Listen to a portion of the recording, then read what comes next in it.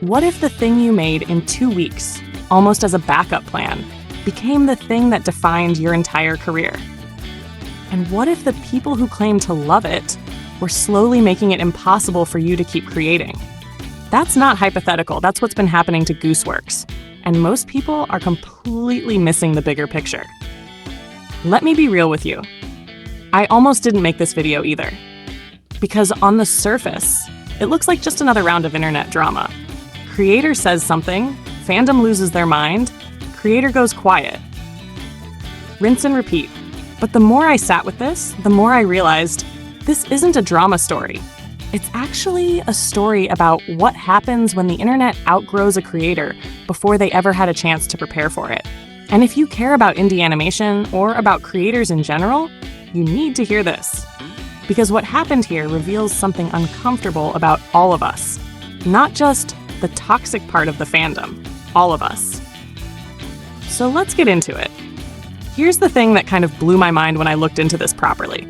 The Amazing Digital Circus, this massive, viral, merch-selling, millions of views phenomenon, wasn't some carefully engineered franchise. Gooseworx originally pitched Glitch Productions a completely different show, a 2D project she'd been developing. They didn't have the budget, so she pivoted.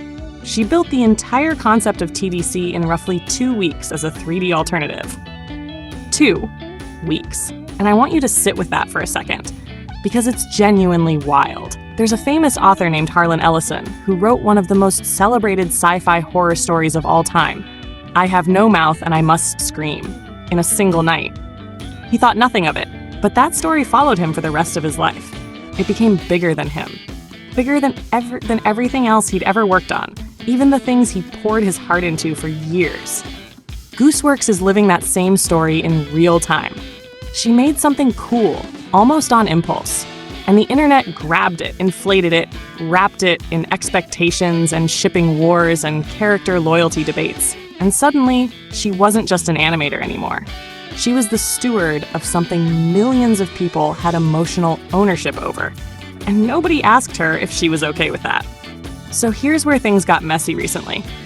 Gooseworx was quietly active on Reddit, just talking to fans, engaging with theories, being a normal person on the internet. And that was genuinely cool. How many creators actually do that at scale? But then 2 things happened close together. First, a clip from one of her live streams confirmed that Pomni and Jax are the 2 central leads of the show. Second, she reassured fans on Reddit that Ragatha would still have meaningful development in the final episodes. And that combination broke something. The Jax fans felt like they'd won. The Ragatha fans felt like they'd lost. And what started as a creator just talking to her audience turned into a courtroom where every word she said became evidence in some ongoing fandom case. The harassment escalated. She deleted her Reddit account. Then she went to Blue Sky and posted about how the stress was constant, that she just wanted to feel excited about making things again. And that sentence right there is the one that got me. Because making things is supposed to be the good part. That's the part you do because you love it. And she's describing it like a weight she can barely lift anymore. She later posted apologies about things she'd said on stream, and then deleted those too. The subreddit mods had to step in and make an official statement, condemning the behavior, noting that most of the worst of it was coming from Twitter. This didn't come out of nowhere either. Between episodes 4 and 5, there was a long gap. She's talked about not being in a great place during that period. She was actively rewriting scripts and reworking dialogue at the same time she was dealing with this mounting pressure from outside. The stress has been bleeding into the work for longer than 1 week of drama. Here's a dynamic I don't think gets talked about enough. When a creator is distant, behind a PR wall, communicating only through official channels, fans theorize, they speculate, they fill in the gaps. And that's fine. It's fun, but the moment a creator becomes accessible, actually present in the space, talking like a real person, something shifts. Every casual comment becomes canon. Every offhand reply becomes a ruling. And suddenly, you're not a person anymore. You're an oracle. And oracles aren't allowed to be wrong or uncertain or just talking. Vivienne Medrano has been dealing with this exact same trap with Has-Been Hotel and Helluva Boss for years. Every interview, every tweet, every convention panel. It just gives people more ammunition to fight over.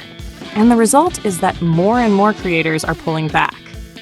Gooseworx isn't the first. Michael Kovac, who voices Jax, has had to publicly tell fans to stop coming at him when he doesn't get cast in other things. The whole creative team is slowly building walls they shouldn't have to build. And the people doing this always say they love the show. That's the part that doesn't compute for me. The indie animation space has this whole identity built around supporting independent creators, and I do think most people mean it genuinely. But here's the contradiction that needs to be said out loud. You cannot claim to be a supporter of indie creators while simultaneously making an indie creator feel so cornered she has to disappear from a platform just to get some breathing room. You can't hold both of those things at once. One of them has to go. And yes, some of the frustration wasn't baseless. The pilot genuinely set up a trio dynamic between Pomni, Jax, and Ragatha. Gooseworx herself said early on that each episode would spotlight a different character. So when episode 5 didn't deliver what fans expected for Ragatha, that disconnect came from real promises, not just imagination. The disappointment made sense, but there's a line between expressing disappointment and making someone feel like their creative existence is a burden. Ragatha fans, I see you, and wanting more for your favorite character is completely valid. But when the creator of the show is publicly saying she's lost her joy, you've crossed the line. And writing a paragraph about how much you love a character doesn't undo that. Here's the part that actually fascinates me and maybe unsettles me a little. The final 2 episodes are done, or essentially done. Gooseworx isn't reading Reddit threads and changing the last scene. Whatever the ending is, it was written during one of the hardest stretches of her career. 2 years of absorbing this pressure.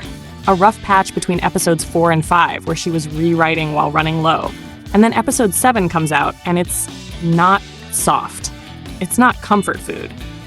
It goes somewhere uncomfortable and commits to it. She's not making this show to make the loudest voices happy. She never was. And here's the thing I keep coming back to. Some of the most powerful art ever made came from people who were exhausted and hurt and had nothing left to prove. There's a real chance the ending she wrote under those conditions is something raw and uncompromising and completely hers, in a way it might not have been otherwise. Or, and I say this gently, it might not give people the resolution they wanted. And those same people who made the last 2 years harder than they needed to be will watch it without any awareness of what went into it. That's a heavy thought. So where does this leave us? Gooseworx made something remarkable, almost by accident, and then spent 2 years watching it become something she had to carry instead of something she got to enjoy. The Reddit account is gone. The voice actors are stepping back, and the finale is coming whether the fandom is ready or not. My hope, genuinely, is that the ending is exactly what she always meant it to be. Not shaped by fear, not softened by backlash, not adjusted to keep anyone comfortable. Just her story, landing the way she always imagined it, because she made something special, and she deserves to actually feel that. If this hit different for you, drop a comment. I genuinely want to know what you think about creator fandom dynamics and where the line is. And if you're new here, and this is the kind of conversation you're into, subscribe, because this is what we do here. I'll see you in the next one.